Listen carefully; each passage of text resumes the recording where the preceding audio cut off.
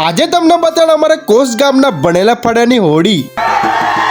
જય જોહાર જય આદિવાસી, મેં છે તમારો કોસનો પ્રિય કમલ ને આપણે જવાના છે હોળીની તૈયારી કરવા માટે। તો ચાલો ભાઈ લોકો અહીંયા હોળી હલગાના હતા, તૈયારી માટે આવી ગયેલા છે। આ બિટ્ટુ જો લાગેલો છે ખોદવા હારું ને આ બાજુ હોળી માટે ઝૂંપડી બનાવવાનું કામ ચાલુ છે। પછી મારી લે તો એક લાલ પાણીનો પેક,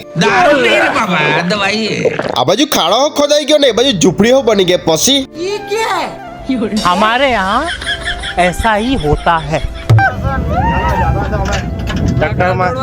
લાકડા તોડો मतलब वो अलग ही लेवल का बंदा था। પછી લાખી દીધા ટ્રેક્ટરમાં લાકડા, સાણા, કોહરાડા જે હંભાયો તે।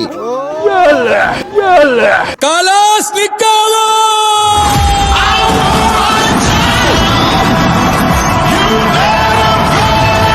પછી ઝૂંપડીમાં બેસાડી દેતા દેવી દેવતાના ભગત દ્વારા। આ છે એક ભગત ને એક છે બીજો ભગત, આ જેવો તમે। પછી ઓળી બનાવવાનું લાકડા ગોઠવાનું કામ ચાલુ કરી દીધું ને આ બની ગઈ આપણી ઓળી। પછી નીકળી ગયા અમે ઘેરે। ચાલો તો આપણે હોળી દહન માટે આપણે નારિયેલ લઈ લે, આટા ને ખજૂર, પછી ઘઉં, કેરીના મોરવા, ચોખા ને બધું વસ્તુ સામાન લઈ લે, અગરબત્તી। ચાલો ચાલો તો આપણે આવી ગયા હોળી માતા ને આપણે નારિયેલ હો મૂકી જ દઈએ અંદર। ના છે ક્યુટ છોકરીને ઢોલ વગાડીને બધા ફળિયાળા ભેગા થઈ ગયા। 8 વાગ્યાનો ટાઈમ આપેલો પણ 9:15 વાગી ગયા। એટલું તો જોઈ લેતું કે ટાઈમ પ્રમાણે કોઈ દિવસ નહીં થાય। પછી ભગત દ્વારા હોળી દહન કરી જ દીધું। પછી આતિશબાજી ફોડીને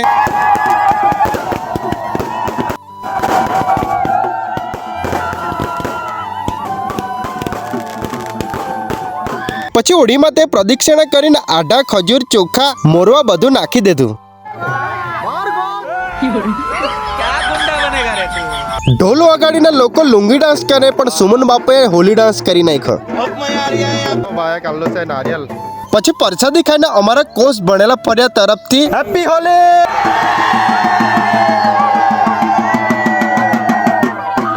હેપી હોલી, હેપી હોલી। ये क्या है? લોકો મોઢામાંથી આગ કાઢે, આ ફૂંક મારીને આગ કાઢે। જો તો ખરા તમે। रुला दिया आपने। एक आदमी में इतना टैलेंट कैसे होता है?